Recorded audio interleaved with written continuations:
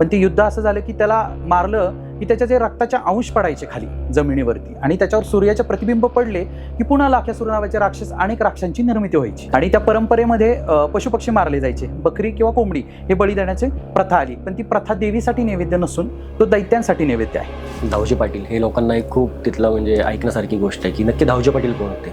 आता बऱ्याच ठिकाणी आपण बघतो देवीच्या गडावरती एक ते झाड आहे किंवा काही भाग आहेत, त्या भागात करणी वगैरे विद्या अशा चालतात. याबद्दल काय मत येतात आपलं?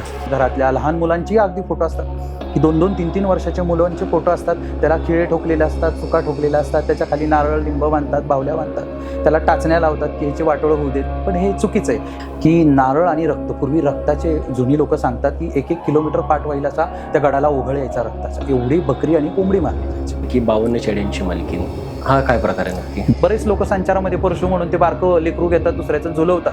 पडलं झडलं लागलं म्हणजे ही प्रथा नाही आहे ना, नाही ते सुरू करतात की सगळ्या गोष्टींमध्ये अंधश्रद्धा पसरवली जाते की हे करा तसं होईल, तुमच्यावर करणी केली आहे मग ती उतरायला 1 लाख खर्च. कुठल्या देवाला खर्च येतो? म्हणजे बरीचशी लोक सांगतात की हळदी चांगलं आहे, 1.25 महिना बाहेर जाऊ नका, फिरायला जाऊ नका.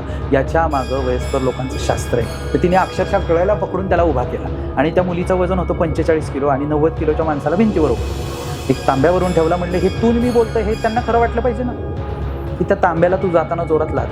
तिने एवढ्या जोरात लाद घातली की पुढच्या कंपाऊंडला धडकून तांब्या मागायला.